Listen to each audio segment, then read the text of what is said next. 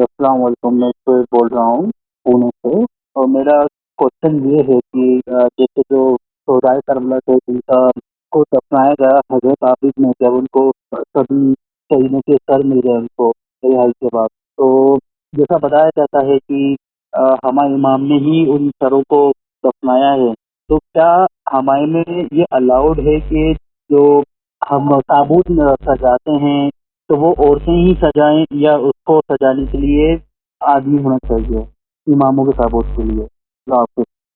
تو یہ ہمارے بھائی سوال کر رہے ہیں کہ جو شبیہ تابوت ہم معصومین علیہ الصلوۃ والسلام کے برآمد کرتے ہیں، کیا اس کو خواتین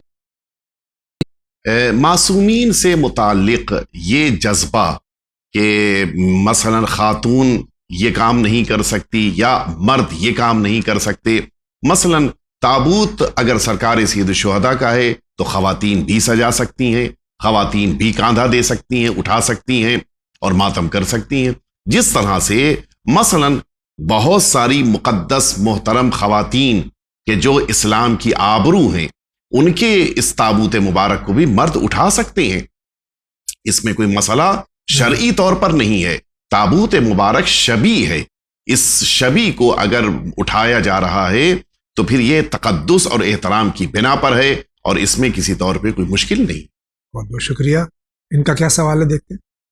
جاوید محمد صاحب، میں محمد دہلی سے بول رہا ہوں جی۔ جاوید بھائی، میرا ایک سوال ہے، اس کی آپ وضاحت کر سکے تو آپ کی بہت بہت مہربانی ہوگی۔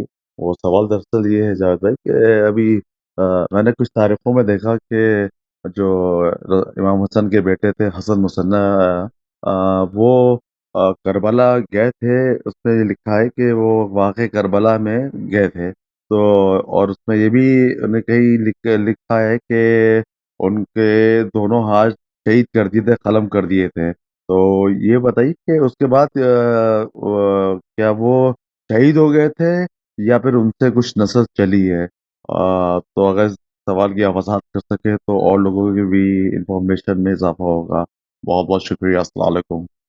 میں اس سوال کو مختصر کر دوں کہ کیا واقعہ کربلا میں حضرت حسن مثنیٰ موجود تھے؟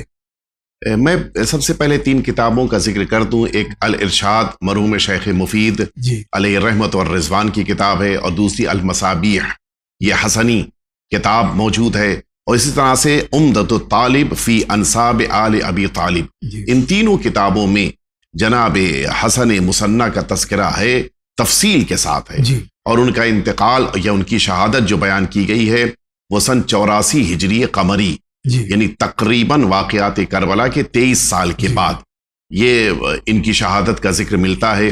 اور بعض روایتوں کی بنا، البتہ چونکہ تاریخ میں اختلاف، لہٰذا میں بعض کہہ رہا ہوں، بعض روایتوں کی بنا پہ واقعات کربلا میں آپ کی شمولیت کا واضح ذکر بھی ملا ہے، اور وہاں پر زخمی ہونے کا بھی تذکرہ ہے، پھر وہاں سے کوفے آنے کا بھی ذکر ہے، اور وہاں سے کوفے سے پھر قید ہونے کے بجائے پھر آپ کا مدینہ طیبہ واپس آنا، اور پھر وہ سارے مراحل کے جو آپ کے زخمی ہو جانے کی بنا پہ آپ کی تیمارداری اور کس طرح سے آپ دوبارہ پھر روب صحت ہوئے، اور واقعات کربلا بعض انہوں نے بیان بھی کیے ہیں۔ جی، تو تاریخ میں اختلاف ہے، اور ان اختلافات کے مد نظر آج قطعی طور پر بہت زیادہ تفصیل نہیں بیان ہو پائے گی، لیکن اگر چاہیں تو ان 3 کتابوں میں دیکھ سکتے ہیں، جی، تفصیل وہاں پر موجود ہے۔ بہت بہت شکریہ۔